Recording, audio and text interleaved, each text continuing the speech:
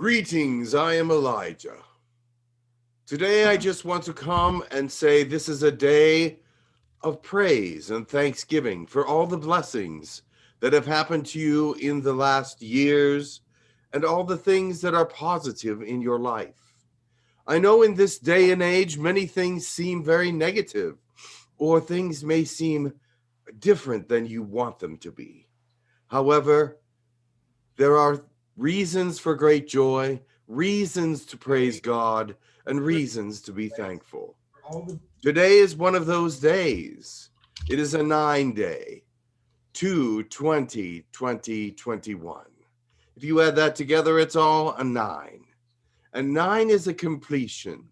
And so we have completed an era of negativity. And now we are going to start an era of more positivity. We must do so in our hearts, minds, souls, and spirits. And never mind what is happening in the world. But with ourselves, we must change. We must direct ourselves into the light. If you do not do so, then things will not change, and things will be very much the same for a long time. But at this time, you must change directions in your mind, in your heart, in your soul and spirit, so that it is directed toward God, toward his light, and toward his understanding. Many of you are already on that path. And I will say that again, many of you are already on that path. But there are some of you that get sidetracked by many different things, many different negativities, and the world around you is part of what you get involved with because you must. You must go out into the world and make a living and do the things that you are told to do by your bosses or your leaders. But remember this, you can always stay positive in your heart. You can always stay positive in your thinking. There is nothing they can do to change your thinking unless you allow them to. Remember, a lot of the things that are positive, you allow. Allow yourself to be brought up into God's light. Allow yourself to be positive in every way that you can, and give thanks in those moments when you feel darkness. Give thanks when you feel that things are not going your way, and say, thank you, God, for all the things, all the good blessings that I've had. And some of you say, well, it's hard for me to think about my blessings. But you have a roof over your head, you have food, you have shelter, you have loved ones. There are many things to be happy about. You have gifts of the Spirit. There is much to celebrate. And even though you feel that it's not much, celebrate everything that you have. For this is a new beginning, a new celebration. Because as you celebrate and become a great person and a great advantage to the world, people will see that. They will see that you are someone that is giving off a good example. They will see that example. So it is time for your example to come forth in even a greater way than it has been. Many of you have been a good example and have been positive light for many people. But it's now time for the rest of you to stand up and be that light as well. This is the end of an era of negativity and the beginning of a good thing, a good place, a good understanding. Give God the thanks for that, for he is here to bless you and to bring you up. And he knows that there are hard times ahead, but that doesn't mean that he is going to make you feel sad. That means he's going to bring you through them in a greater way than you could possibly imagine. God is good and he is faithful, and you can trust him to be your God, your strength, your beauty, your understanding. You can trust him to lift you up out of your health conditions, out of your thought processes that are negative. Just give thanks to him and he will be there. Allow. Thank you for letting me speak to you today. There is not a great message except for the fact that it is a time for you to shine. A change from learning into doing. Some of you are already doing, but there are many of you still learning. But some of you are ready to do. And those are the people that I speak to today, because you've been learning and now it's time to do. And you say, how do I do that? Be more of yourself and let the opportunities open up before you, because God will put those opportunities before you that you need to take. But you must be ready. You must be looking for them. You must understand God works in very unusual ways.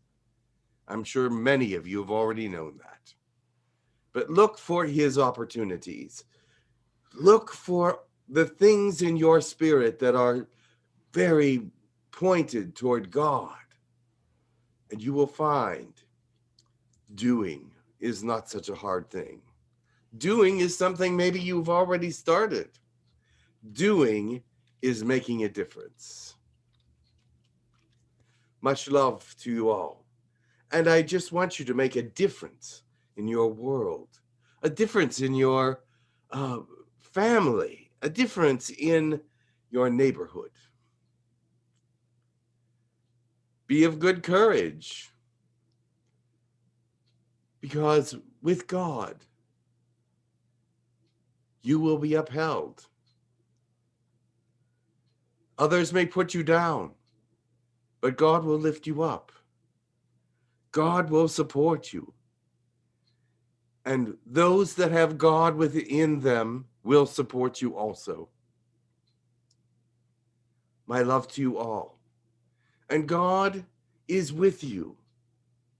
Thank him for his beauty and thank him for all that he has done. This is a time of thanks and praise. Amen. Thank you. Amen.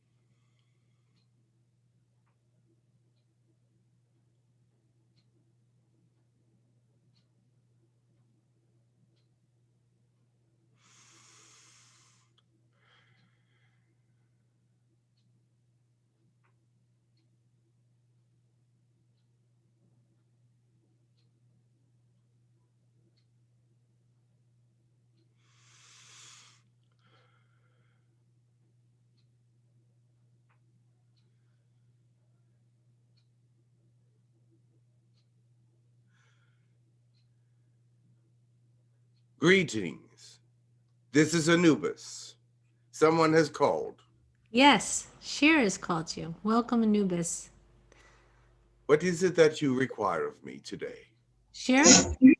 Greetings, how are you? I am well. And We have, it is good to hear you. we have spoken briefly in the past, but I still have tons of questions, mostly about you and ancient Egypt. I was wondering if you can elaborate more about that period, and especially, well, first of all, it seems that many of the gods have chosen a bird-like head, but you and some others have chosen a jackal head. Especially, you are known as someone who has a jackal head. Why is it? Why did you chose that figure? I know that you were a blue avian, if I remember correctly. Yes.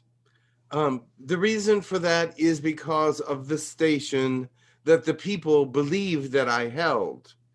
I was there to do the biddings of those who have died. And so being a blue avian in that sense, to do that particular job, was not appropriate, at least not to the people of Egypt. And so therefore I took upon myself the jackal head so that they would feel that it was more appropriate. Now, the jackal was a representative of the underworld in some ways, not completely. It had other meanings as well. But the underworld was one of those meetings, and me being that one that would prepare those for death and send them into eternity was one that was very particular. I would do this for the royalty and those of the royal staff and those that were given to me that were in higher political positions to do so with. Now, not all of these had burial chambers, and so that is why sending off on the river of Styx, as it was called, was one of the things that they believed. The people of Egypt believed in this sort of send-off, this sort of eternal reward, and they would take many of their items with them in this in the journey, in the boat, if you will, in the coffin, in the sarcophagus. But they would not always be buried in a place of high acknowledgement, but they would be buried. And other sarcophaguses will be found eventually in unlikely places. But my job was to make sure the body was purified, that where they were going, they would have a chance for a new reward. Now, some people believed that what I was doing was judging them and sending them to different places. I actually did a test for them that would tell the people whether they were going which way, to a higher place, to a lower place, to an equivalent place. And the people would believe that. But my thought processes were clear. These people were going all to the same in the same direction. But I must make sure that they were taken care of properly, and that their burial was complete, and that they had the right things with them and the right possessions. Thank you. That is one thing that I would want to explain about my position as Anubis. I want to ask you, there are some scientists and historians that suggest that the Sphinx originally had your head instead of a human head. It did. So was that your resting place? What was it to you? There were two sphinxes at the time. Both had my head. One facing east and one facing west, or north and south, I forget. But there were two of them, but the other was completely destroyed. This one was changed. I am not sure why, because I was not around, of course, when that change happened. But it was changed to a human head because the Pharaoh changed as well. That was my guess, is they changed it into another Pharaoh's face. But my face, the face of a jackal, was on that. And you'll see that the Sphinx has paws. And you will see that the Sphinx has an animal body, which is not a human body. So having a face of a human on this body is unusual, because the Egyptians would not usually have done that, except for the command of a king. And you have any kind of special affiliation towards the Sphinx and the mysteries of the Sphinx?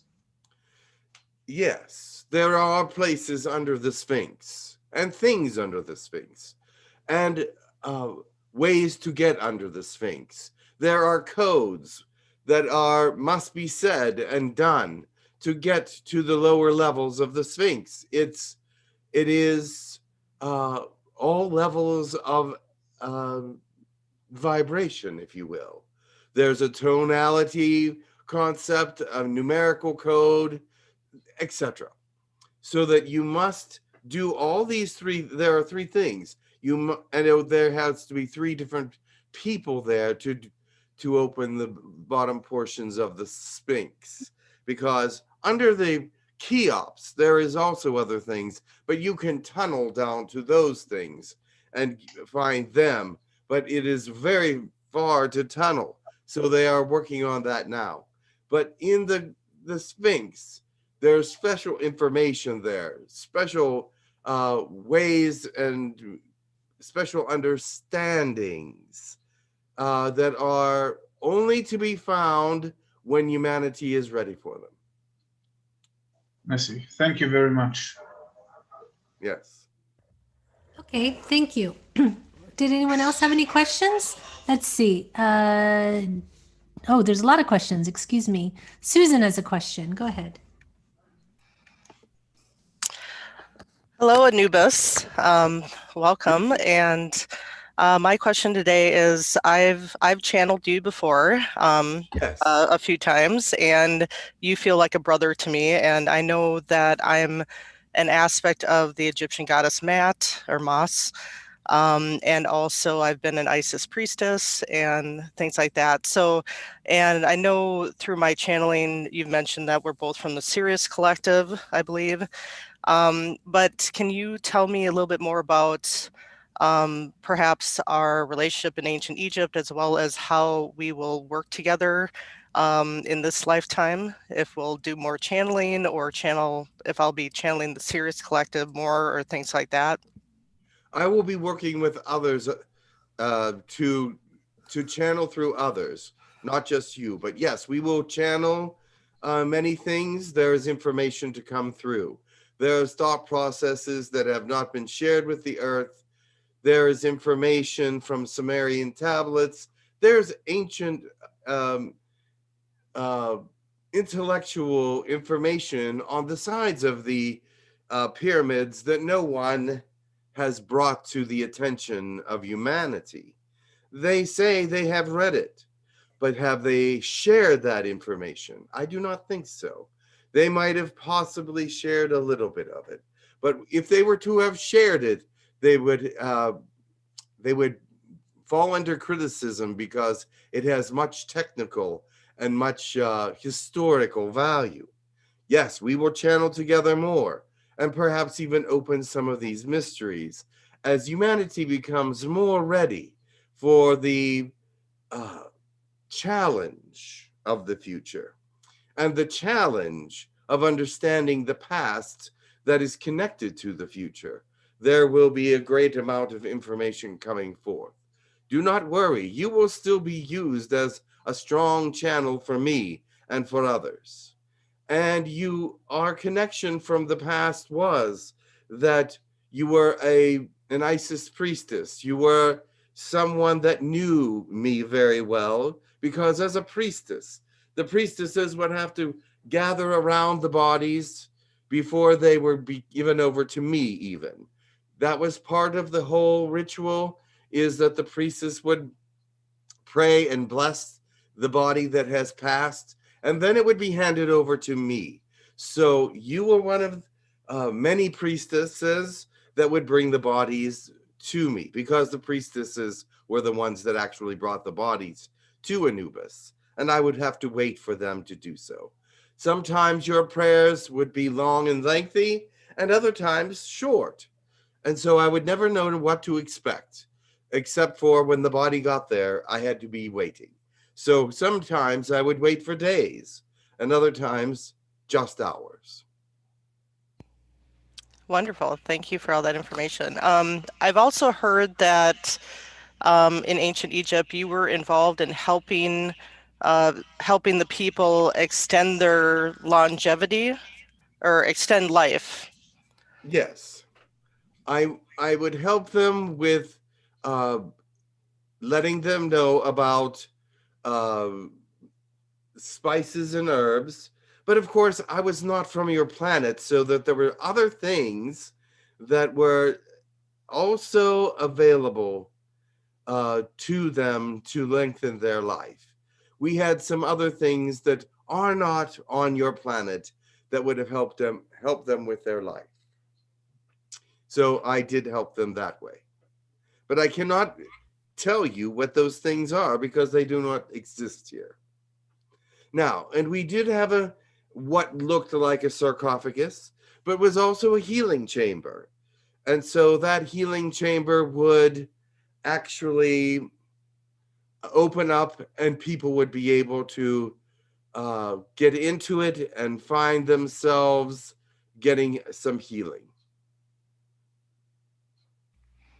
All right, wonderful. Thank you, my brother. And that's it for me. Thank you. Have a wonderful day. Hey, thank you so much. Okay, there is a question from David. Go ahead, David. Hello. How are you? Greetings. So, I'm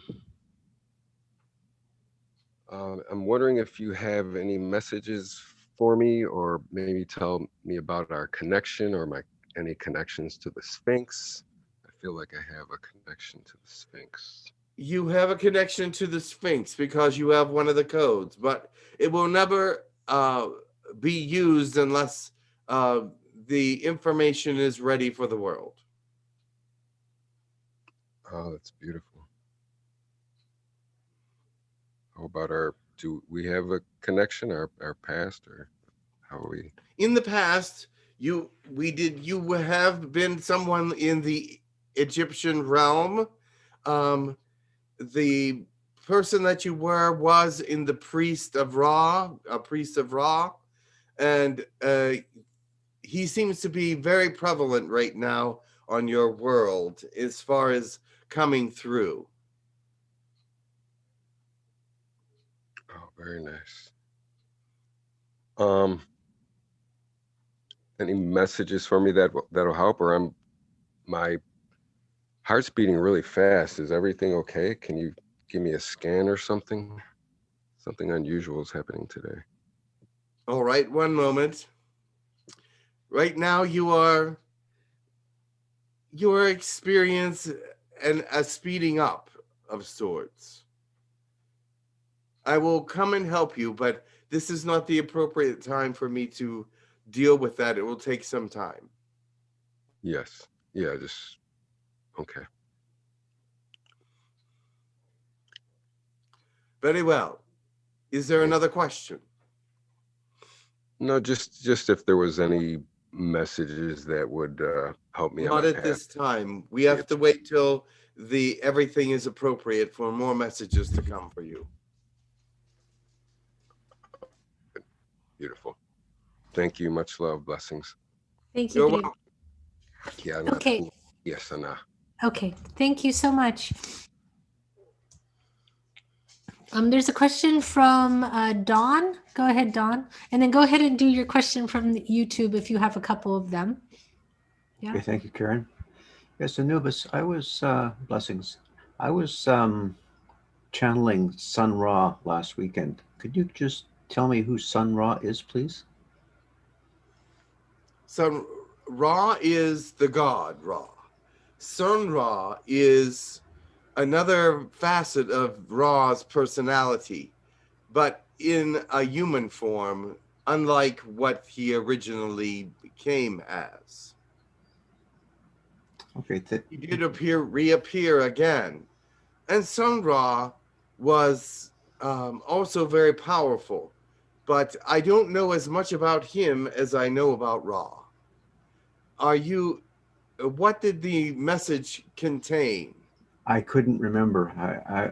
I was channeling ancient Egypt at the time, and Sun Ra came in actually just Well, after Ra I is the finished god that. of the sun. So Sun Ra is someone that has taken a human personality with the god of the sun. And I would imagine they could channel Ra if he was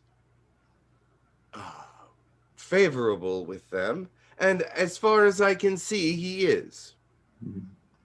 Okay, thank you very much. I just wanted to clear that up. Yes.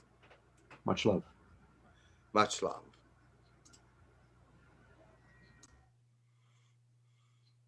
Any other questions? Oh, Alan was present in this feed right here. He was going to take, he had a couple of questions presented in the YouTube chat, and now he is on this group. So I guess he can ask those questions himself. All right, very well. Thank you. Thank you. Greetings, Anubis. Greetings. So I recently learned from one of my guides, who was an Arcturian guide.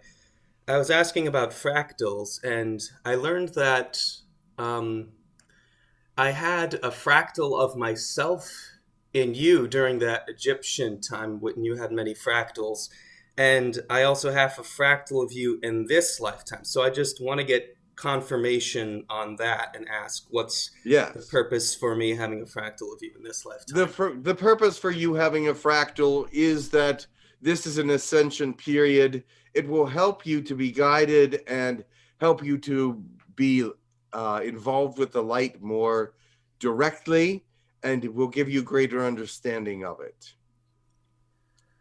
Okay, and I know that my full identity was someone named Tassendra at that time. So I'm just curious, what was the history, what was the interaction of me back then and interaction with you? You were one of my assistants when it came to the burials, but you were also someone of importance in the government as well.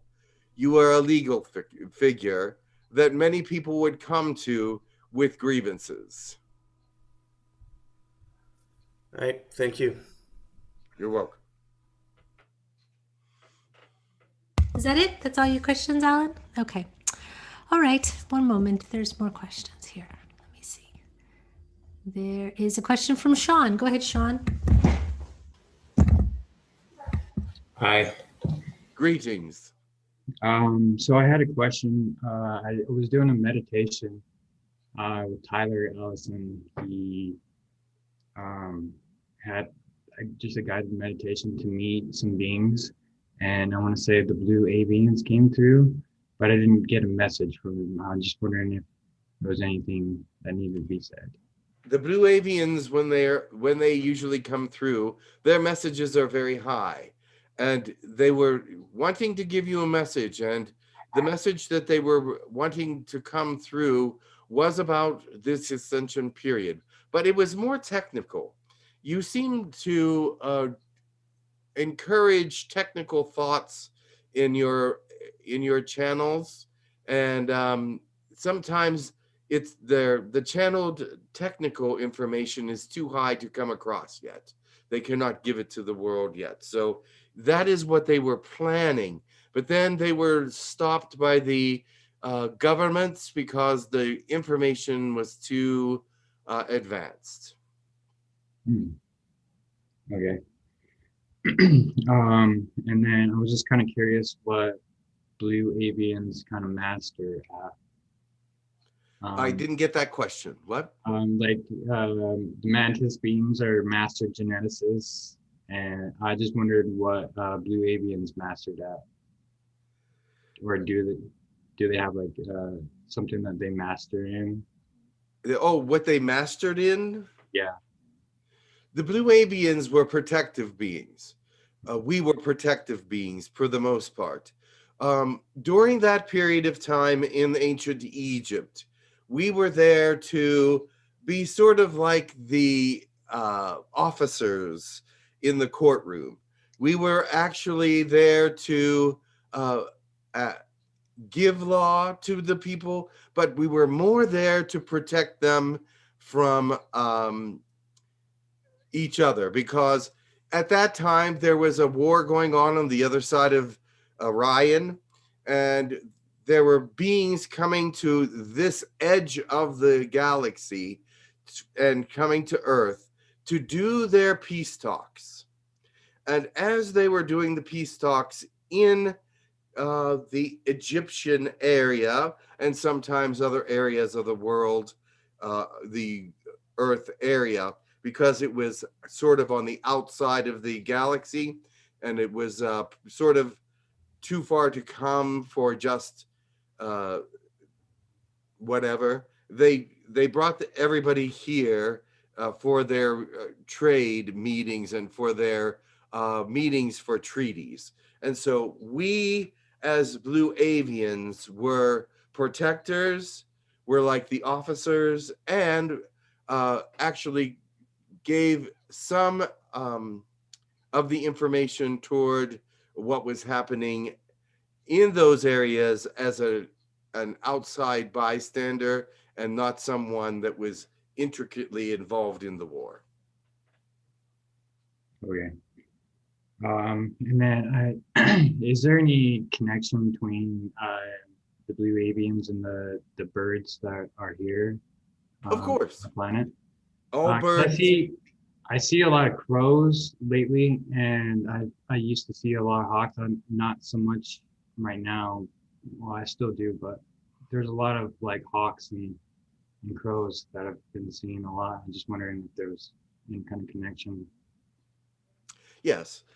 Well, first of all, let me say that all bird species are connected in one way or another. We have a like mind, a like thought process in some ways. First of all, our survival instincts. Second of all, our family protection instincts, etc., things of that nature. But yes, we have sent information to the bird culture of your world. The birds on your world are actually messengers. And I don't know if many of you will understand, but if there is birds around you all the time and birds talking in your area all the time, they're actually giving subliminal messages to you and letting you know that there is something positive happening or giving you a warning of some sort, but it will come through in your consciousness. Not that the birds have given you that is not what will come in the consciousness, but the warning will come or the information will come because the birds on your planet are messengers. Good to know. Okay, yeah, that's all I had. Thank you. You're welcome. Much love. Much love. And the Blue Avians have spoken to you more than once. Is there any way I can get that information if I were to consciously astral travel? Or you would have to check with them because it has to be proved by the galactic government. Okay, thank you. Yes. Okay, great. Thank you so much. There is a question from Temple, I believe. Go ahead. Oh, well, sorry. Let me stay in order. I have a question from Sean, and then we go to Temple. So go ahead, Sean. Hi, Ankh. Greetings. Anubis. Hi, Anubis. Greetings. My question is about the I think it's the Ankh. I just became aware of it recently, and one was from Tom Kenyon, who is a sound healer, and he had an exercise where you would envision the Ankh, and also one from Ryok, who is on Hucolo on occasion, also with an exercise. And it was the first time I had heard about it, and I've been working with the exercises, and I would like for you to comment on that, please. Well, the Ankh is or Ankh, however you pronounce it at this time, is actually a piece of technology that was attached to their belts. It had a certain shape. It had a certain technological. It was a communication device. It was a transporter. Yes, it was something. Yes, like from your Star Trek realm, but it was attached. If you will see it on certain individuals in the Egyptian realm, it was, I believe, the Orions that had that particular Ankh or Ankh. It was a piece of technology. There are thoughts that it had other meanings, and it does, because there was special writing on it, and they considered it when they used it as a blessing from God, that they were able to use this kind of technology to travel and to communicate beyond the realms that they could usually communicate. And so on it was a thanksgiving to God. It was also some technological understandings, but it was also considered a very special piece of equipment. Okay, and thank you. And could you comment on why I'm just becoming aware of it now? Like it seems synchronistic, where within like 3 days I had just learned about it with 2 different people that I listened to. Well, they still exist somewhere on your planet. The actual technological piece is not on your planet, but the symbol of the Ankh is still on your planet, because people revered it, thought it was an instrument of the gods, because they would see that when anything they transported or were communicating, they were touching the Ankh. And so this became something that people wanted and desired in the Egyptian culture. So they started making replicas of it. But it was not the technological replica that the Orions had. Thank you. And my last question, could you comment on my connection to Egypt? I know I write poems about Egypt, but I don't, and I'm interested in the You were an historian at the time of let's see, who was king? Well, what is his name? He was the one that believed in the one God.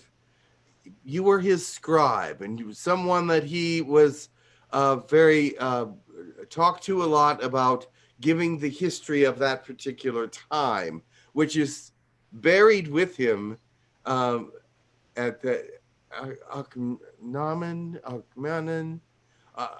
It's funny, I can't remember his name.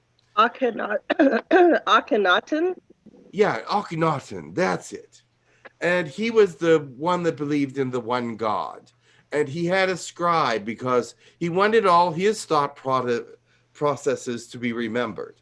And so you were his scribe. And he actually asked you to write poems for him.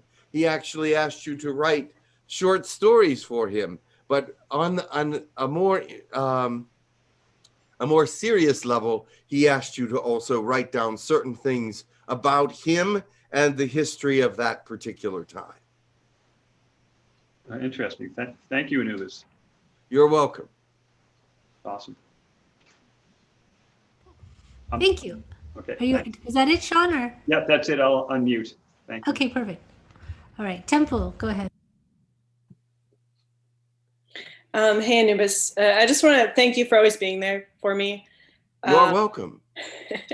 I'm really happy to talk to you. My question is, I had read somewhere, I think I read somewhere, that one of the final initiations for becoming a priestess, but I don't know if this is true or what specific priestess it is, was to be put into one of the sarcophaguses for like 3 days. and they had to carry out specific challenges in the underworld. Finally, if they could do all that, then they would return if they didn't fail. Is this something that actually happened or not? Or what priestesses was this? Those were the priestesses of Isis. Yes, it wasn't. You see, they had to do certain things to prove that they were worthy of becoming a priestess. Now, 3 days in the sarcophagus they would never come back out. But the thing is, it was the thought that that Isis, 3 days in her world were actually just several hours in this world. So her planet spun a lot faster, and so it was 3 days in her world on this planet was only maybe 8 hours. But they had holes in the sarcophagus so that you could breathe, but it was still a very trying time for some of the priestesses. And when they came out, some of them were a little bit mad because they being confined in such a small space for that amount of time. It might have been 10 hours, but it was just very maddening. But if they made it through that and was able to come and speak clearly to Isis about what they experienced, because that was while they were in there, where they were supposed to experience things from the underworld and experience things from the overlords and things of that nature. And so if they did not experience anything that Isis found to be contributing to her information, then they failed. Okay, excellent. Were they drug induced as well? Sorry, Temple, just to, was this? Yes, it was slightly drug induced. That is correct. There were drugs that they had to take to be there, and which would also make them feel more claustrophobic,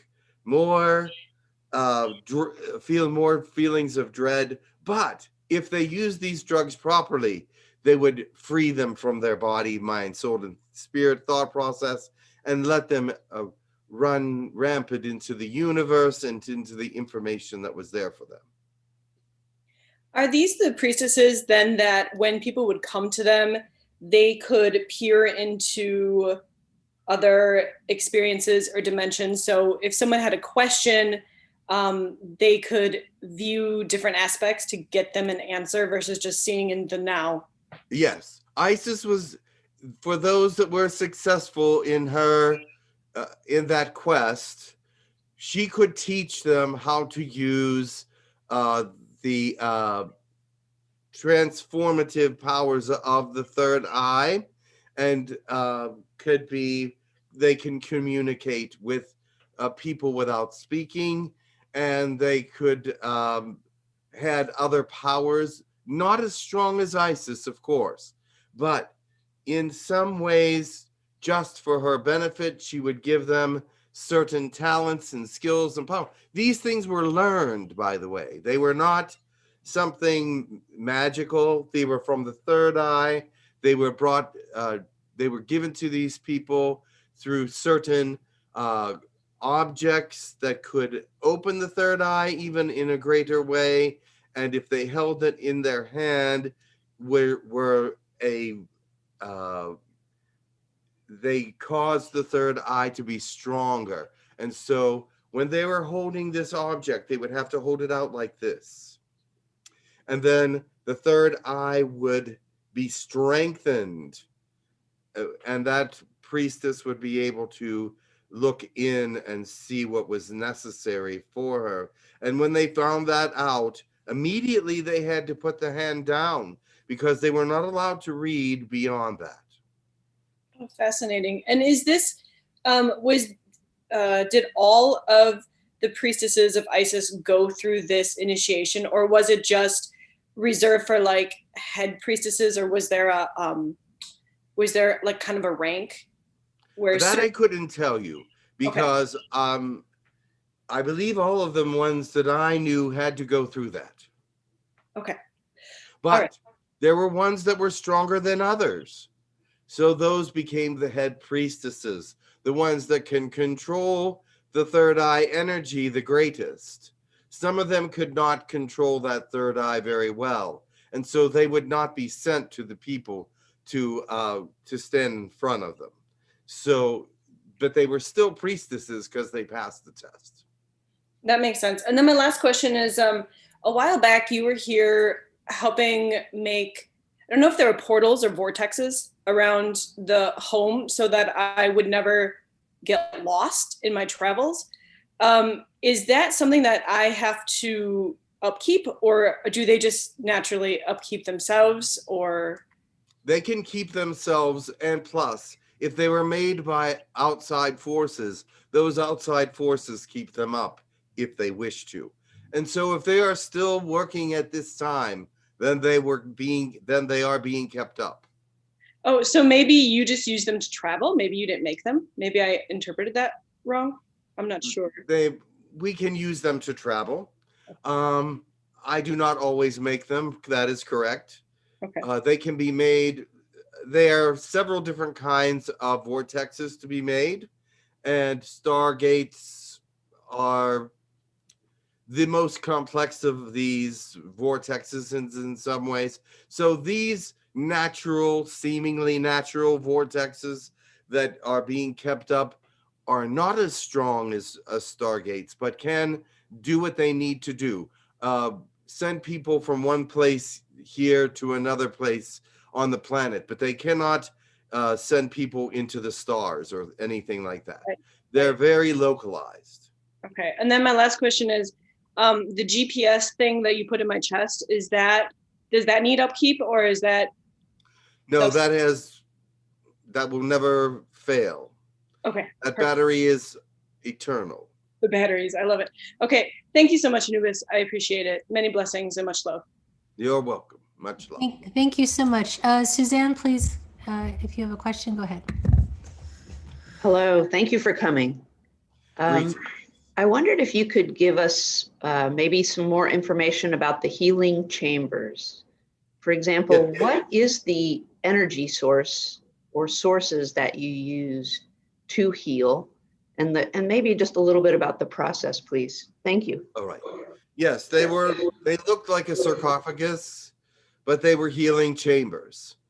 And they were only used for serious ailments because it could revitalize a spirit from having, say, a heart attack or take cancer away or something very serious.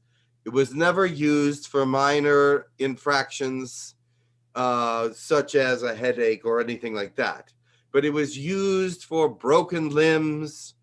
The kind of energies that were used in that were a mixture of many different kinds of energies that you find in your own body.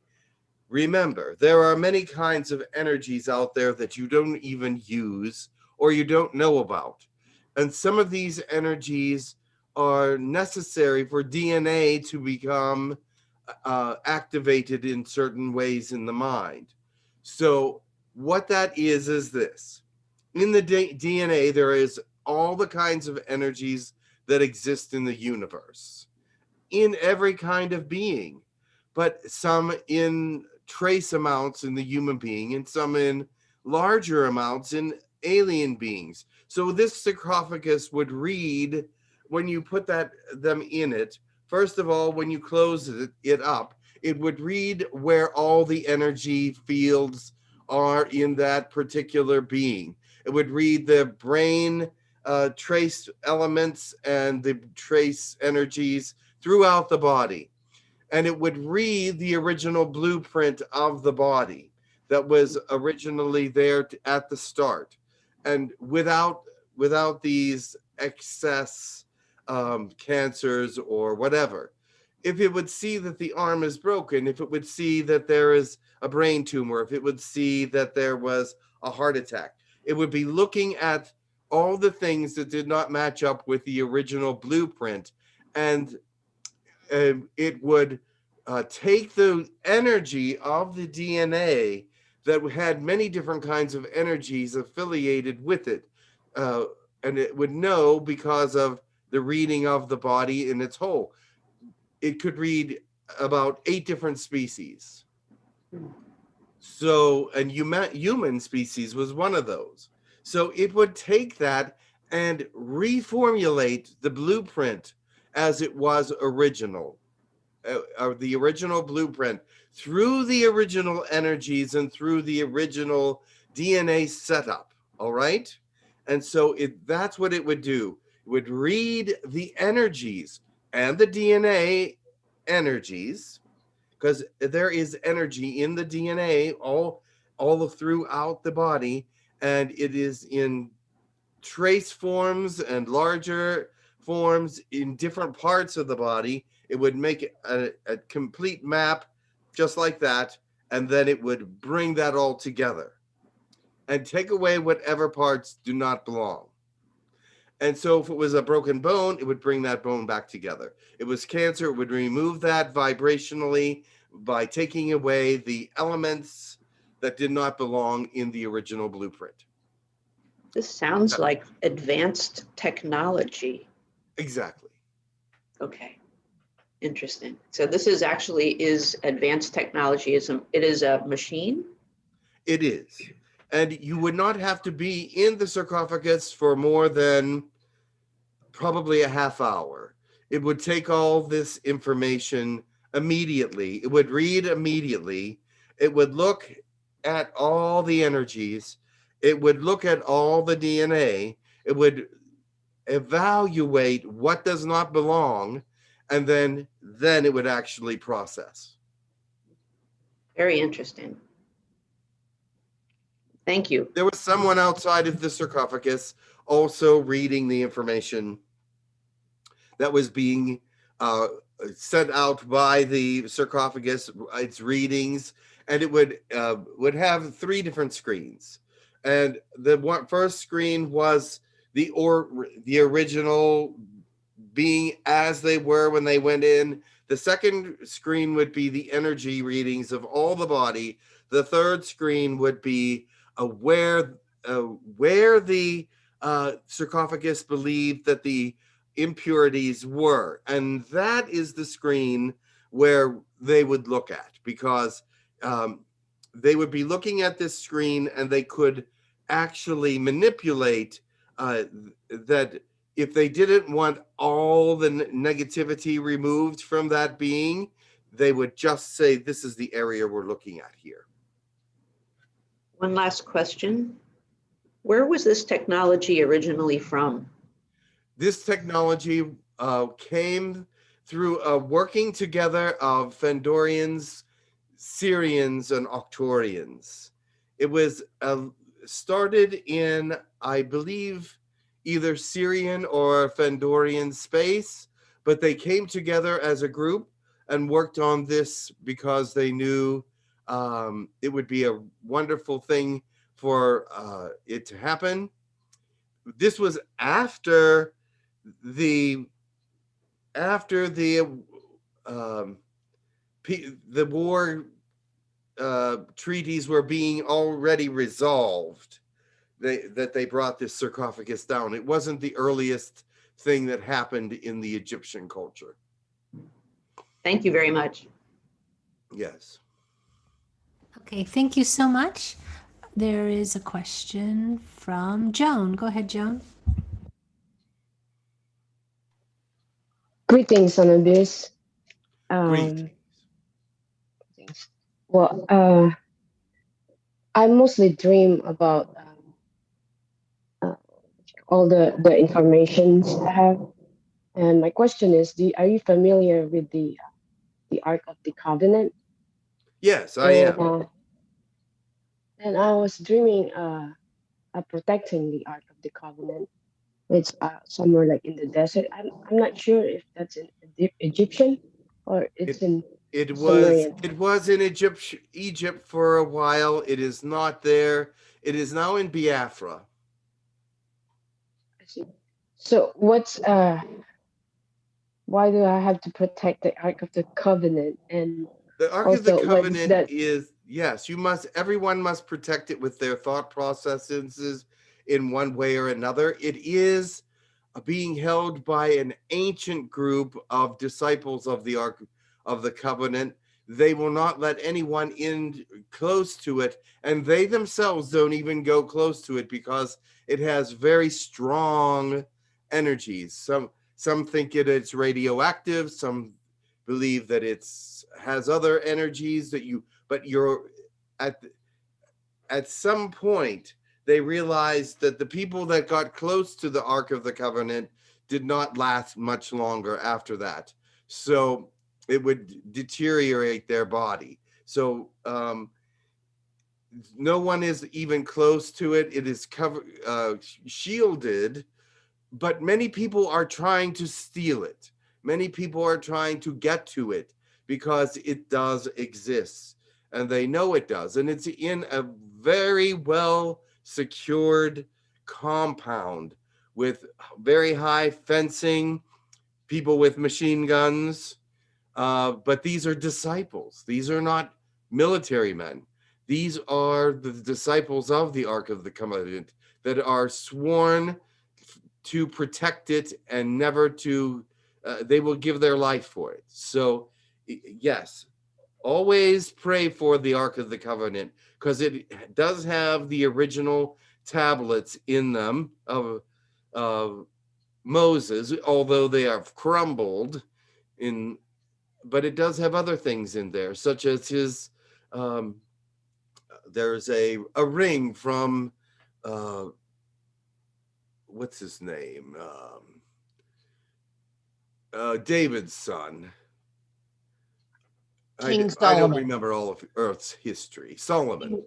A ring from Solomon, a staff from Moses, some other relics and artifacts that are in there. But it is a very highly protected area. Oh, I see. Oh, because I dream a bit, and then I cover myself to the Ark, and I was like a spirit or something. So it makes sense.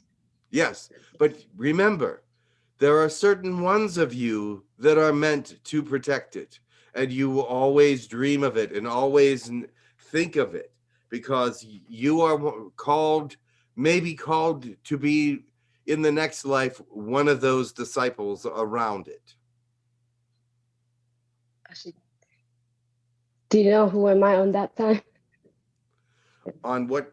Do I know who you are? Where? On that time. Oh, range. in that time? Yes. Let's see. Let me feel your energy. And you were someone there, that is for sure. Oh, you were a chambermaid to Ramses the First. I see. Okay. And also you were somebody else back then too, but I cannot see it. It's sort of fuzzy. But you were important. You still had notoriety in that era and were considered important. A chamber to any of the kings or pharaohs was considered a very high position. Thank you. You're welcome. Thank you. Okay, there is a question from Don, but he might ask it about the Ankh. Was it an interface with for portals, or what was the purpose of it? The purpose of it was for communications. It did have connections to the stargates. It had connections, communications to the different areas of the world at large, which was many areas, such as Machu Picchu and Chichen Itza and Göbekli Tepe and things of that nature. But it also was a transporter. Could everyone have one? Only the Orions had them. Okay, thank you. Because it was a religious symbol to them. It was personal to them, but yet it was a beautiful piece of technology for them also.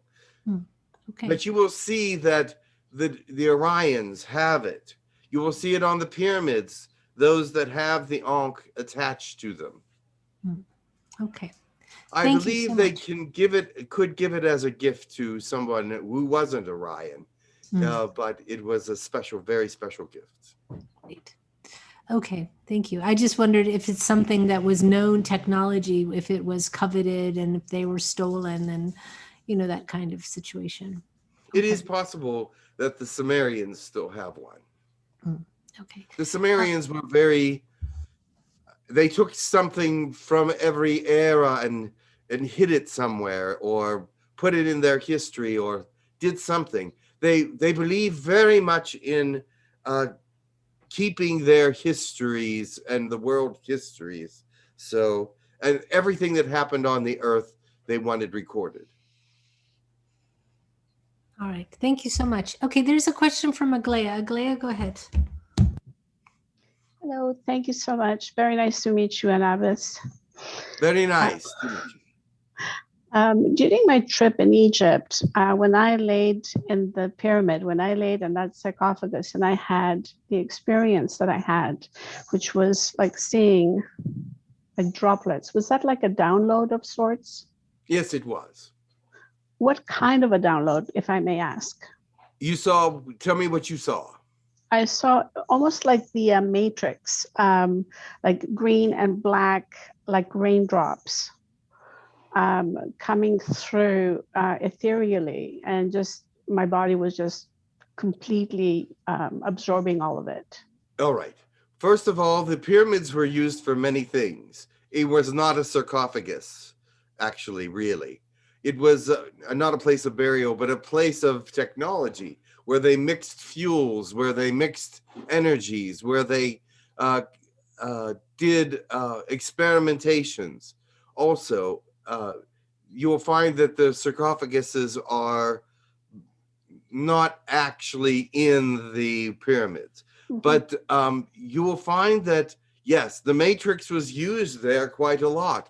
And so that thought process that you saw the matrix, very, very possible.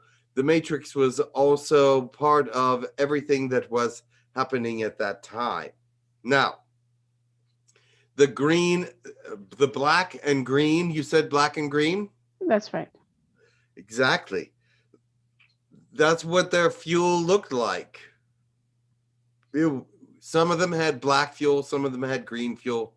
But you will notice how the pyramid is made, that it has sideways shafts on the side.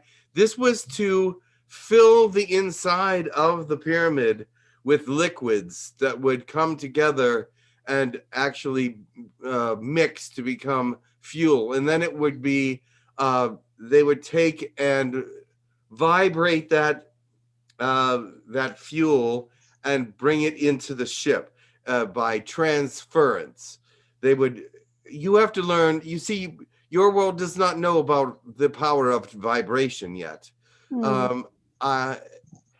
Vibration can transport, vibration can lift, vibration can do many things. And so you'll say, well, why isn't the inside of the pyramid stained? They could get every molecule out of the pyramids by vibrating that particular liquid and bringing it into the ship. I understand completely. So was there, okay, we'll skip that one.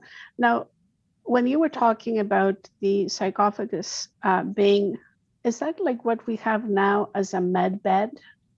There are med beds on your planet. That's right. And these, there will be, sorry, there go are ahead. actually several Venusian ones. Not as powerful as the sarcophagus was, but there are med beds on your world in several different countries. Right. The Venusians are very friendly and kind to humans.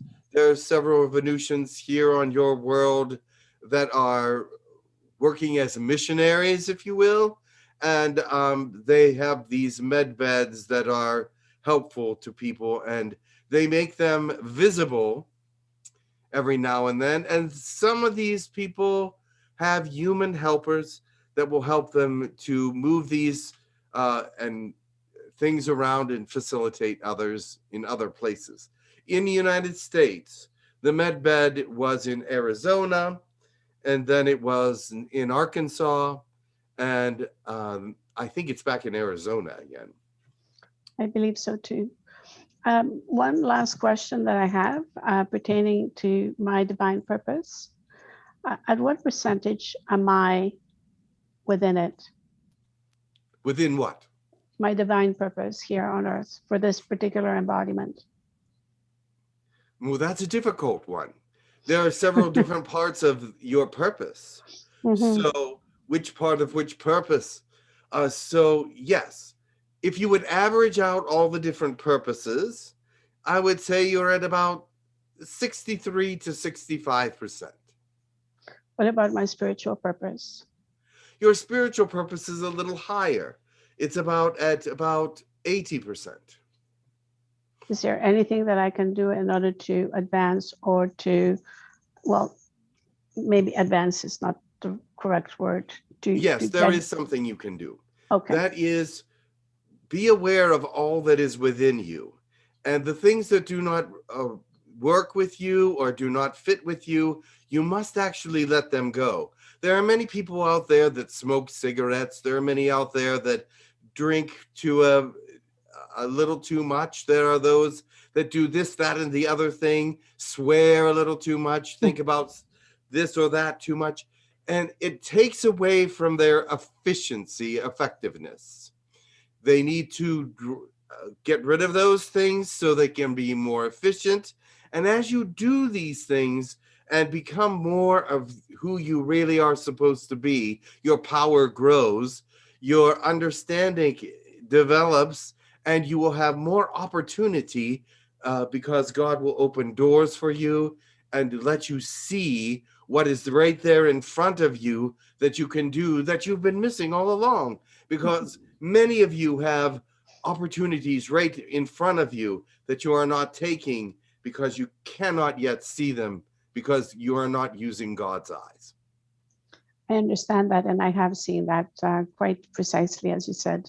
Yes. Letting go. Thank you so much. God bless. God bless. You. You're welcome. Thank you so much. Okay, there's a question from Christine. Go ahead, Christine. Greetings and blessings. Greetings. When you were speaking of these sarcophaguses that were for healing the DNA, I was wondering why wasn't it used for the Pharaohs who were genetically messing up by, breeding with within their own family? I mean, Go ahead. They were so powerful, why wasn't this, why didn't it fix? There were specific uses for the sarcophagus. If you caused your own lament or own problems, you must live with those because that is a moral and karmic thing. This was more for accidents or things that were not due to karma necessarily. This was to correct things, to let people live longer, because they were negative or bad, but because they were positive and good. Now, some of these pharaohs had powers already, and yes, they wanted to use the sarcophagus for their own personal use, but it was not given to them because there were strict rules and regulations. And you must have a clear mind going into the sarcophagus. So usually people that were not even aware, most of the time they were in coma or had passed out or were not aware of what was happening, were the ones put in the sarcophagus.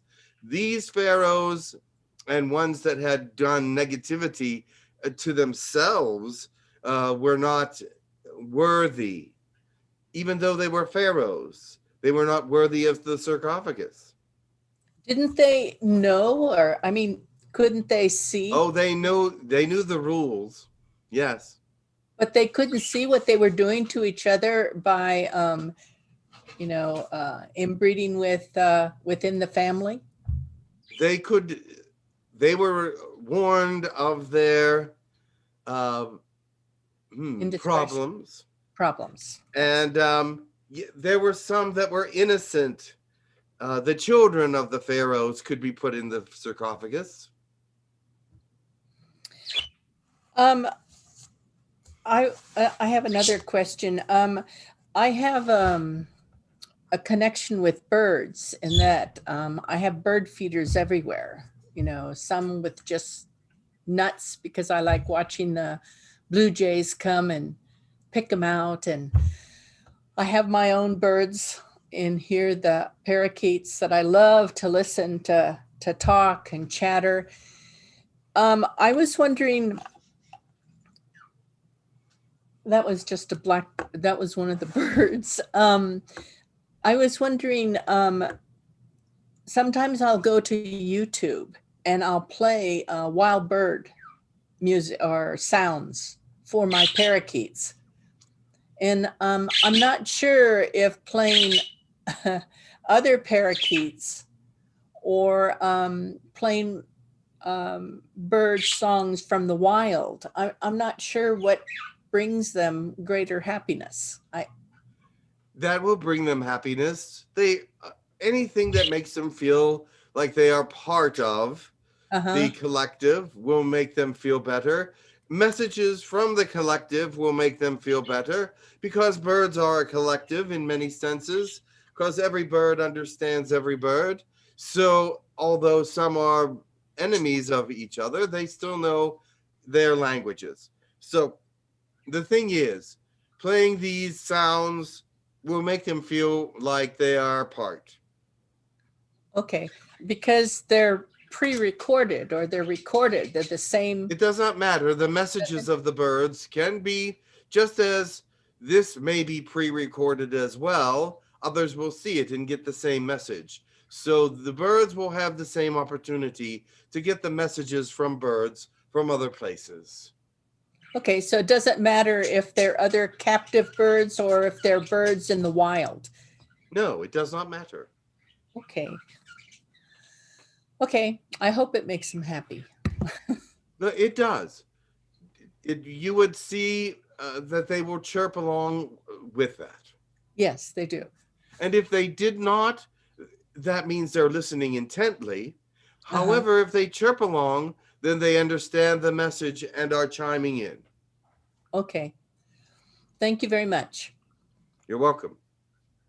Okay, thank you so much. Okay, there is a question from Lilypad. Thank you. Hello, thank you. I have a few questions. My question is, do we have? Well, I had a dream recently. I had a dream. I was in the pyramids, I guess, but it wasn't Egyptian. No, there are pyramids all over the world. Yeah. So, would you be able to tell me how I end up in that? Suddenly, Were you inside the pyramid? There was a powerful man that I was hiding from. No, I was outside hiding from in the pyramids, but it wasn't Egyptian. It was more like maybe I don't know, Mexico or Peru. Yes, I'm not possible. sure. There are many pyramids around the world, in Mexico, Central America, South America, Africa, and even in Europe and the United States, and even in other places as well. So I do not know where your pyramids were. However, the very thought that you were by a pyramid was a safety precaution. Yes. The pyramids are secure for you because you have been to many of them around the world. Even when in the past, when the Bosnian pyramids, the first thing that comes to mind is that you were at the Bosnian pyramids in Europe. Yeah, I heard of it. What? I heard of that Bosnian pyramid. And I was surprised that there was a Bosnian pyramid, but I never really paid attention to it. But it came to my This was attention. before they were covered. They are now covered with soil, and no one has excavated them yet. But you were there when they were still young, and so yes, this was a protective dream for you. The pyramids are a protective place for you. You've been protected by the pyramids all your life, and you are running from a very powerful man, and that powerful man cannot defeat the pyramids. Okay. Well, thank you so much. And I have another question about do we have like the sarcophagus? Do we have right now in this moment a human well, I don't know if it's human, but just kind of technology to help us, the humanity, to heal in the physical body or energy or anything like that? Do we have anything? Or the sarcophagus? On Earth, you have the healing beds of the Venusians that we spoke about. Oh, yes. Okay. But you do have, remember this, your technology of your planet is much higher than they have allowed you to know about.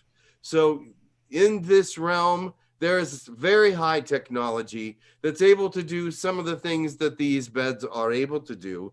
They were not as advanced as the sarcophagus, but they are very highly advanced, and they do work with some of the waves that the sarcophagus did work with. They are learning more and more about vibration and the use of it. They just have not yet learned all the things they need to know. Are the sarcophagus deactivate? Are they active all the time? They took them with them when they returned to Orion, to Sirius, to the places where the sarcophagus came from. I believe was Sirius originally, worked on by the Syrians, the Fendorians, and Arcturians, and I believe that's where it went back to. They gave one to the Orions as well, but only one. Thank you. And yes? Yeah, go ahead. But the Orions backwards, they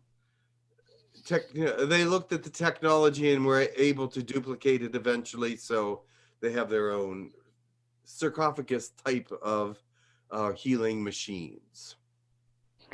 Okay, what would you recommend right now, like for healing? Let's say if something is hurting, because I was told that you can use the symbol of the Ankh with your chakras, moving. I don't know how, but is that? Yes, the Ankh had some healing energies in it as well. That was part of the religious or spiritual portion of the Ankh, or Ankh, as you call it, and it did have some healing energies to it and could be used that way. Okay, well, thank you so much. Thank you. That's all my question. Very well. It wasn't as strong as the sarcophagus, but it could be held over a surface and heal minor wounds and remove snake poison, and I believe help with mending bones and things, but it couldn't do all the things that the sarcophagus could do.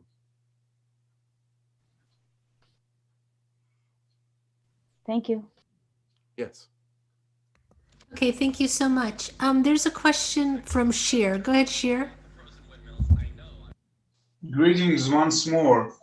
Greetings. First of all, it is unknown who your parents are. Usually in the Egyptian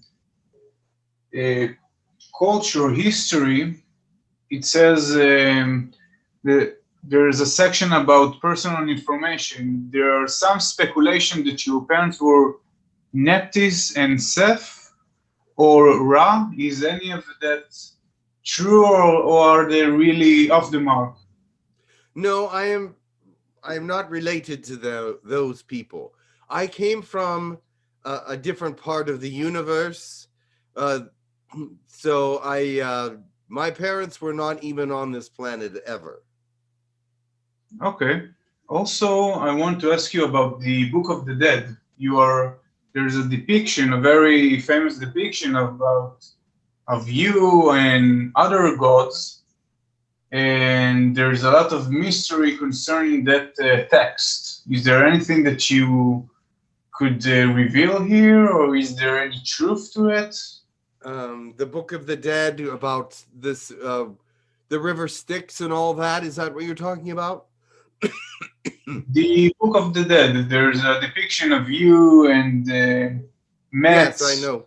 That was written after I was no longer here. And there is probably some truth to it, but there is probably some speculation to it as well. I know that the Book of the Dead tells how to prepare the body, I believe. That part would probably be correct, but the very spiritual, mysterious parts of it cannot be confirmed unless I would read it. And I usually don't go back and look at those things because there's a lot of speculation there. So it's not something that I would base all truth on. But there's probably a lot of it that's based in truth. But you see, the Egyptian people would see something and they would try to put that into words in some way. And their vocabulary was limited, and the way they saw things were almost like they had to compare it to something else. And so as these kinds of books of the dead and things are written, they sort of have to use different verbiage than was actually the truth, because it meant something different back there than what it actually says. So you're going to have to understand the Book of the Dead from a different perspective. What it says is this: it's trying to be very straightforward. It's trying to be very accurate, but those things can be very misleading. And what truly happened will be represented someday when we return and actually tell you what they mean. Okay, thank you very much. You're welcome. I would have to look at that again, but let me tell you this: there is lots of truth that it's based on, but the way they describe that truth is very vague or very different than what it actually was.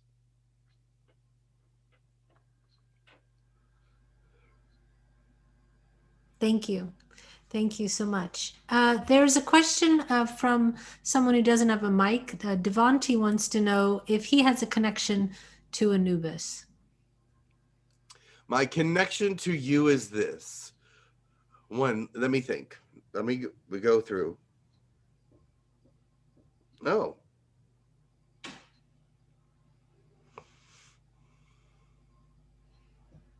All right.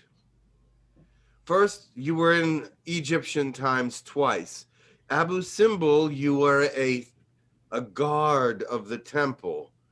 That was a very strong position then, because the guards of the temple were also given confidential information that the king had special orders and special information for those particular guards at Abu Simbel.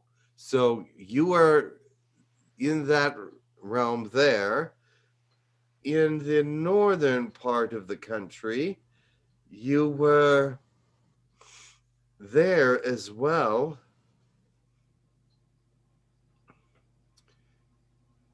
You were what's that? Oh, well, it's sort of like a judge, sort of like a lawyer, sort of like someone, but it was a combination of judge, lawyer, and you would also be the person that they come to get an audience with the Pharaoh.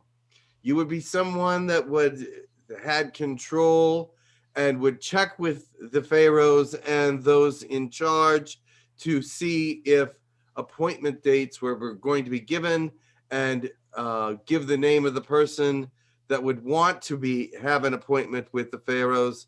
But you also heard some judgmental things, and were also part of groups that would hear out cases of criminality and things of that nature. So that was a very interesting position, because it was a part-time judge lawyer, and then part-time a person that would make appointments for the pharaohs and for the higher classes, for lack of a better word. Okay, thank you so much for that. There's a question from Angie. Go ahead, Angie. Hi, greetings. Yes. My question is this. I know that many people within this group, and I'm sure outside of the group, but there is always a connection. What is the reason that you could give us as to why we were all connected in a way in the Egyptian time? My friend and I were connected, or someone else. What is, I mean, I know that we live many lives, but what is the connection to now? The connection to now is the ascension process. That was the beginning of it back then. The coming of and the seeding of the planet in the way that it was seeded was one part of an evolutionary process. One part of getting to know the people that would return in the day of ascension. That wasn't discussed then, but it was well known that there was a reason, more than what they were there for, that they were coming together. And they had known each other in the Egyptian time from other places, and were saying, we have been born together here in this Egyptian place. What is the connection there? And so now you have that happening again. This is the third portion of that being born together in a collective, in the sense that it has happened twice before. And this time it is for the ascension period, for the planet, for the ushering in of the first contact, for the ushering in of a new thought process and an evolution. That was an evolution in itself at that time, from the Sumerians to the Atlanteans to the Egyptians. Very good. Thank you so much for that information. Much love to you. You're welcome. Thank you so much. Okay, there's a question from Barbara. Go ahead, Barbara. Hello, Anubis. I have a question. I was at a seminar years ago where the gentleman talked about the pyramids, Egypt pyramids. And during that seminar, I had a sense or something that there was a UFO underneath the pyramids. Yes, that is true. Underneath Cheops, way down, at least a mile under the earth. Will this ever be discovered? They are digging their way down there now. But you have to understand that is not an easy process, because it is directly under the Cheops, and it requires a lot of digging from an angle to get where they need to go. And how long has it been? There's supposedly a ship under the Sphinx as well. There was not at my time when I was alive. However, they may have a way of getting one under there now. I cannot verify that one. And how long have they been under there? Before the pyramids or after? The one under Cheops or the one under the Sphinx? Cheops. Under the Cheops, They put the ship under there before the Cheops was built. Okay, well, thank you very much. You're welcome. Bye-bye. Thank you so much. Okay, there's a question from Alan. Go ahead, Alan. Hey there again.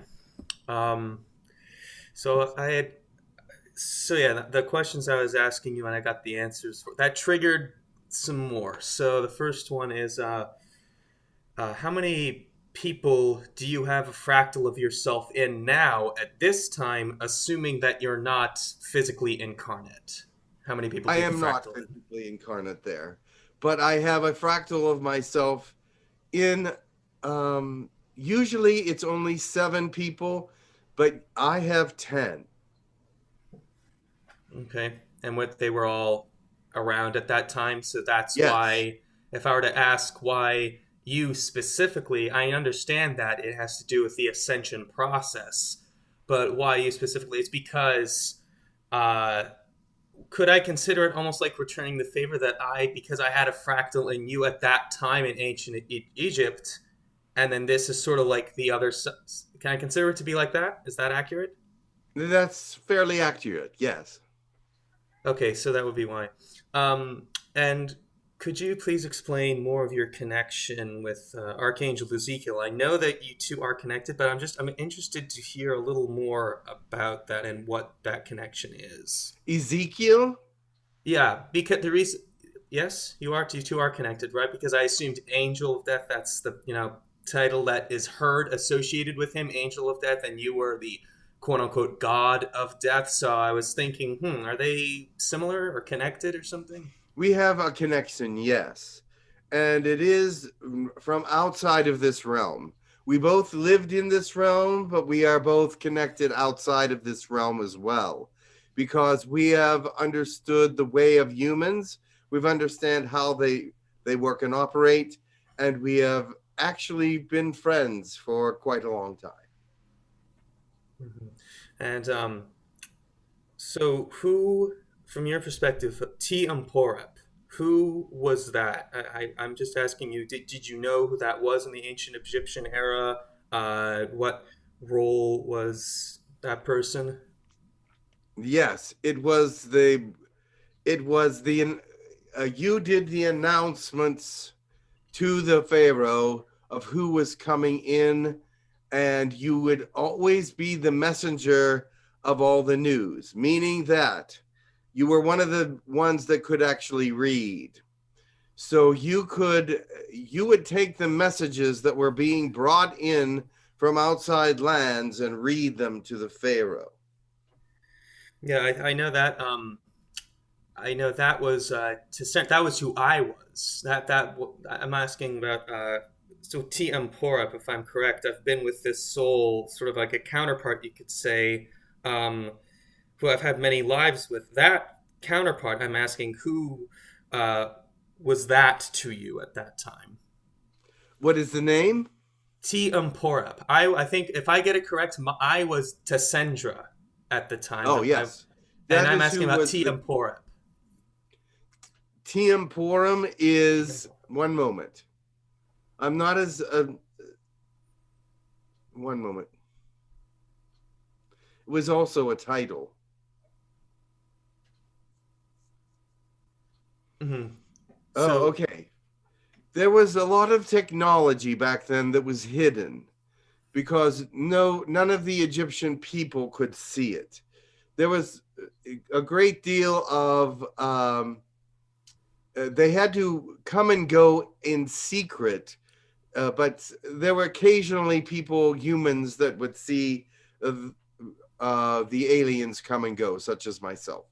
And so there were certain areas where these things happened, and you were one of those that were taught to understand the technology and work it so that you could send beings to other places. You were sort of like the techno guy in the Stargate.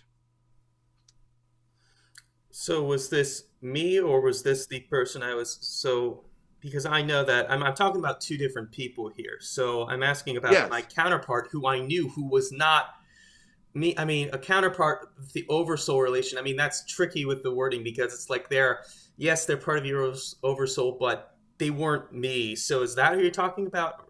I'm a little confused. Yes. Okay. And my last question is, again, it's a bit personal, but do I have any of the people from back then in the ancient Egyptian era, any of them now working with me, or I'm hesitant to use the word guides, but any of them working with me? Yes, of course. Many of those, if you would look around this room, there are fractals of many different Egyptian beings here, and you work with many of them. They know who they are, and there is even more coming. Okay, but none of them are physically incarnate. None of them are physically incarnate. That is correct. Okay. Nor were they back then. Some of them were not physically incarnate then. They would come in through other beings. So, but there is a massive amount of incarnation happening now, and even greater in the near future. So it's more in spirit that they help, not so much. Correct. This first beginning of the ascension had a lot of fractals in it. The next portion of the ascension will have many incarnates in it. Okay, thank you. That was all my questions. Thank you. Yes.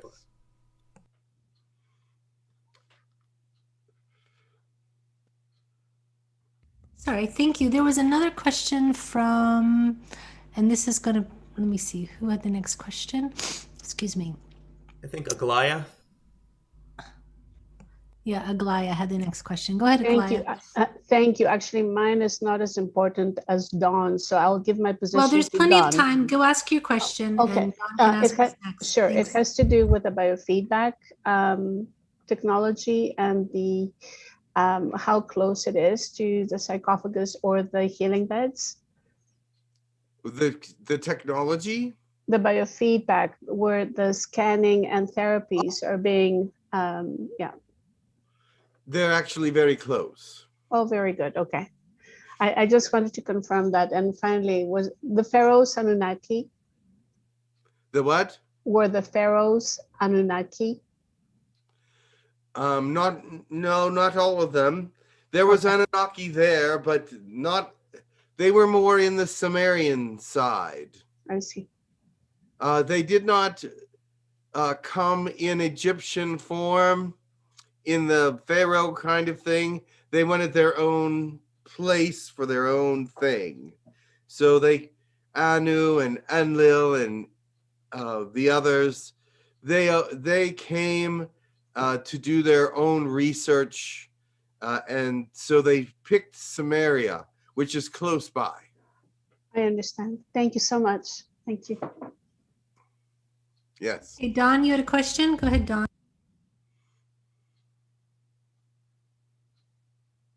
Dawn, did you have a question?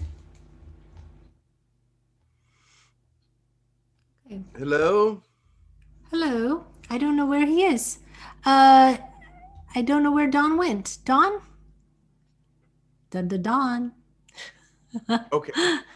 Greetings.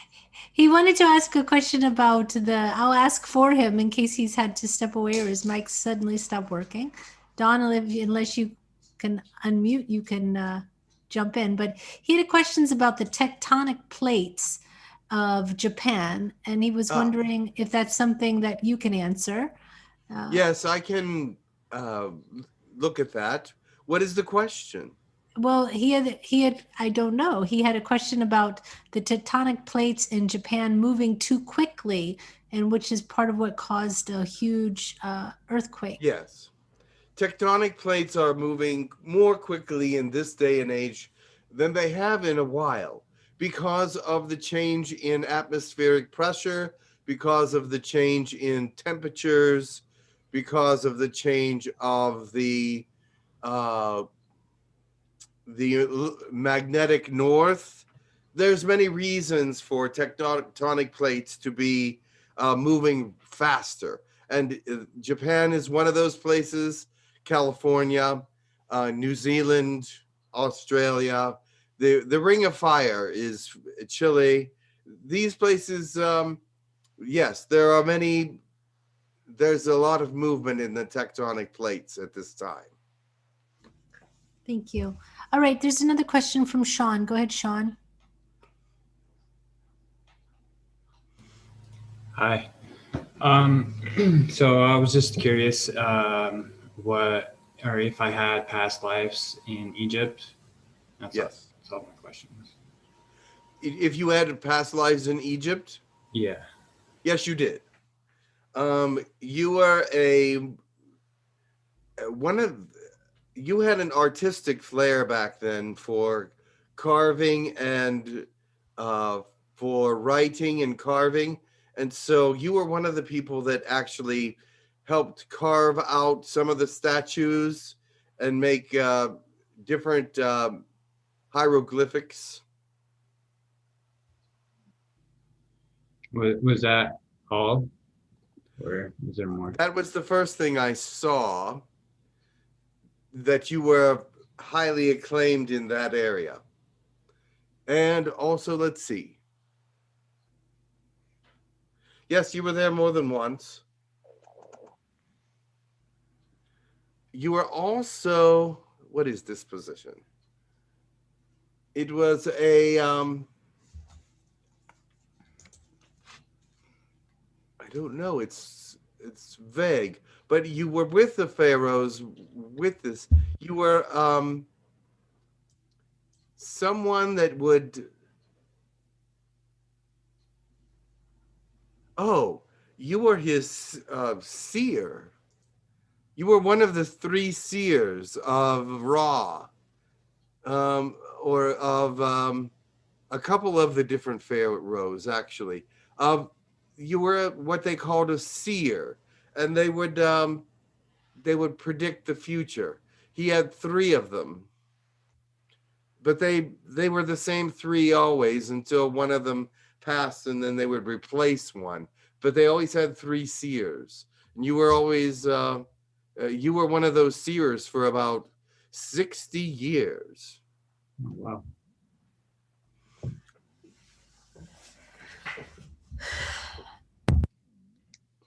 All right. Okay. That's all Was I there have. anything else? Okay. Your name was, I can give you a name for that seer. His name was Fortuk, the seer. Okay. Thank you. You're welcome. Yes, your names will be, you will find your names somewhere in Egyptian history somewhere. Fortuk. So that would like that seer abilities would be more. You would be able to access them. Predict the weather, the health of the people, famines, and if enemies were going to attack, etc. Okay. Thank you. You're welcome. Thank you. There is a question from Joan in the chat, and maybe you answered this, but I'll ask you quickly. Where is the Ark of the Covenant now? It's in, where did I say? But Biafra. Biafra. And is there any use for us for that now? The Ark of the Covenant? There will be in the future, because the relics that are inside the Ark of the Covenant will be used in the future. And that would be the Ring of Solomon and the Staff of Moses, and there's other things in there as well. Thank you. And then there's another question from Alan, where he had said, who was the Pharaoh at the time when you were alive? See, I always looked at myself as the Pharaoh. So you were the Pharaoh that was alive when you were alive. I always looked very at good myself answer. as the one in charge, really. All right. Thank you. And I believe that's all the questions. Actually, LilyPad has a question, but LilyPad, one quick question. We've only got a few minutes, please. Okay, yes. You mentioned, Anubis, that you induct or give drugs to the people to pass. I didn't drugs to the people. Is that what you said? I mean, induce them to do your ritual, probably, or something like that. No. There were drugs given to some people for certain reasons. Okay. It would mostly be given by the priestesses of Isis, but there were some drugs given to others for healing if their conditions were mild, for things of that nature. There was medicines and potions and things of that nature that were given to the people to heal them, and you could consider those futuristic because they didn't actually have those kinds of things at that time. Okay, because the ayahuasca, I was told the ayahuasca, it was brought to the planet. Is that correct? Ayahuasca? Yeah, that kind of plant or whatever they make. Ayahuasca is something that's used all over the universe, yes. I'm not sure who brought it to the planet, or if it South American. naturally here. That was not something I was involved in. Okay, thank you, that's all. Ayahuasca is from South America. It is a combination of several different herbs. It's not just one herb, and it originated in South America and Peru, actually. Exactly. That's where some of the very megalithic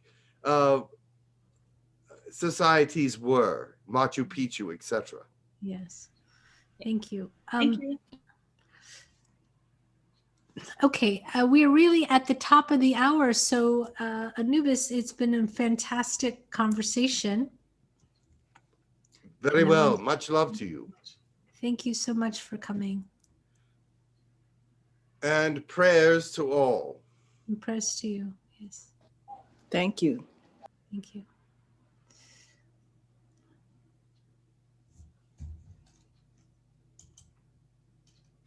I'm in the dark. Wow.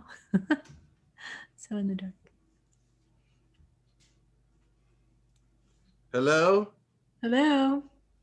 It's dark in my room, so I apologize. I'm in a bad light, but we're going to go out with some prayers. And then after that, we have an announcement, a couple of announcements. So if we'll start with Yana, we'll go to then Barbara, and then to who was the last person? I forget. Angie. Angie. I'm sorry. Okay. Yana, Barbara, Angie. Yeah. Go ahead, Yana. Whenever you're ready. Thank you. Terena ka di artone ma teo merta ka te I me ta karota te nane la te mer urta toe salate te me artume te. Hakea sa se te neo ma orteo kalai me la te or urtamente mesmesteana te teo. Artmesteo nata orte nasa la toe a etener. La te mesmasta urt tuno ot o ertina a o. Thank you. Are you still in the bathroom? Breaking, One moment, break let me away mute from the LilyPad. ways of the world and let yourself find the ways of God. He will direct and guide you in ways that will make you happier and more secure in the way that you are living. He will bring up forth to you a base that cannot be shaken, a way that cannot be overcome. So cling to him and find him and his ways. Not that you will not be non-human, but that you will be more human, but in a more loving and amazing way. Korata pagretia tukoata, piapara karakatia patakuto. Kapata rete karabata kuskukwa, Karapatarita Rotoro Akarakti. Kiripidiata Ata Hidiakoto. Ipideata Katakatiata Poropatarati. Let the light shine its way into your life and heart. Many of you are following God, but this is the time to solidify all that you believe and all that you know. For the times ahead will be rugged and rocky, but you must keep the light shining brightly, and you must be the one that knows the answers to the questions, for there will be many turning to you and asking the questions that are relevant for the moment. Thank you. Go ahead, Angie.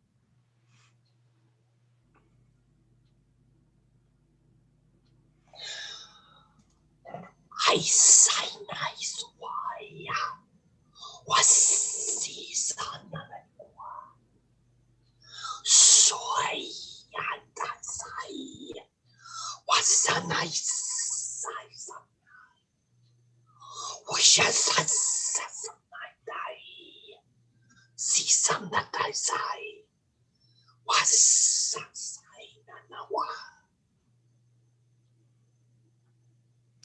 Create in yourself a place for God that will be always shining, so that you can go there in your times of sorrow, your times of grief, and your times of doubt. He will make in you a place that will always be there and that will never go away. Let that place always fill you and always be your example to the world. God is with you and will always shine through you. Thank you. Thank you so much. Angie has an announcement, and I think Will's here somewhere. He can maybe turn on his camera too. All right. My announcement is thank you everyone for this wonderful webinar. Our upcoming class, will speak about the one March 20th and 21st. I'm going to talk about the Galactic Energy Healing Level 1 class, which is going to be in April. We are going to get that date, price, time, everything. I'll get that on the website. If you're interested, please email classes@hucolo.org for all of the classes that are being promoted at this time. If you have questions, please send it to classes. If you have interests, please email classes@hucolo.org, and we will look at all of that. Thank you, everybody. Thank you. And Will, where are you? There he is. Go ahead. Don't you have something coming up, like a class or something you're going to do? So Angie was supposed to read it. Blessings, everyone.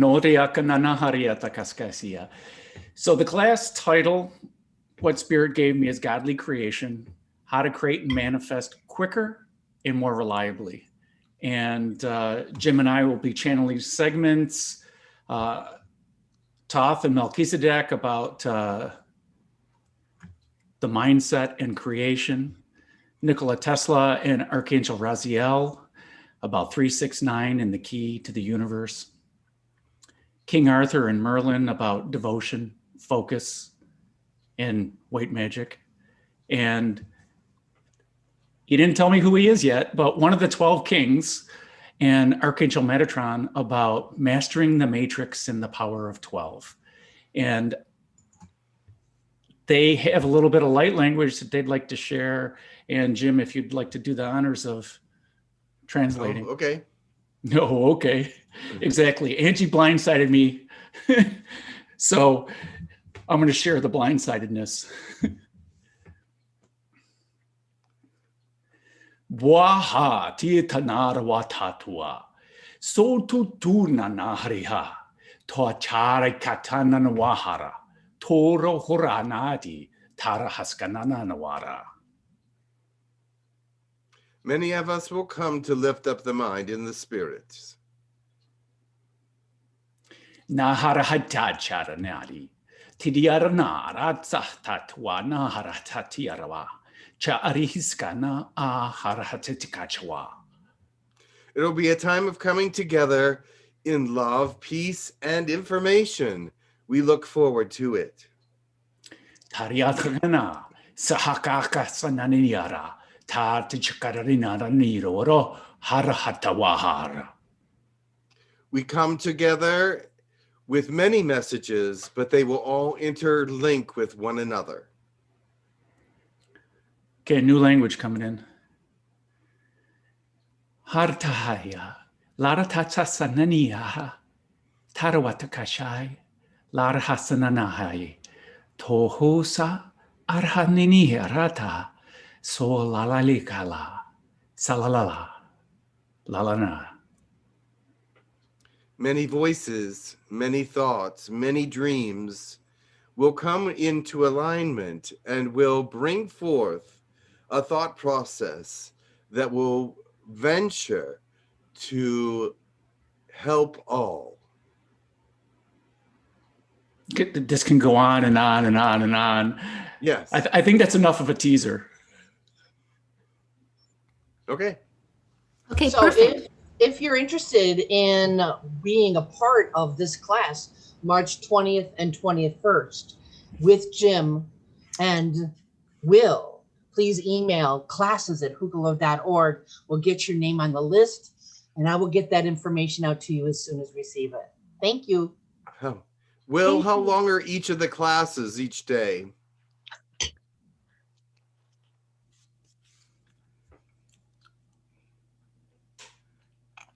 Muted, Angie. Angie, you're muted, hon. Will, you're muted. We couldn't hear any of that. Oh. I am muted. Okay, excellent. So I got 3 mute buttons here, and I only undid 2. They didn't give me quite the entire format. They're telling me who's speaking, and they give me language, and they give me ideas, but they're not giving me, we need to hash out what's the format, but there will be interactive discussion. All right. So after the channelings, there'll be, we'll break apart into small groups to discuss what's going on, and everybody's going to share. It's going to be an interactive type thing, but there's going to be, they're going to want to talk for a while. Okay. Okay. Very good. Okay, but you're on the vibration, on Jim? me so you could see me. I just want to tell everyone, have a wonderful week. Next week we have a special guest. Yana, why don't you just take a second and say who our guest is? It's a channeler new for us, but he's has watched Hucolo. So yeah, the guest next week is Mats Lundhager, and he is a wonderful channel. So this will be a very great session as well. He's from Denmark. Yes? He is from Denmark originally. He lives in Spain, and he's a very active channeler. So perfect. He's able to bring many different species through. Great. Good.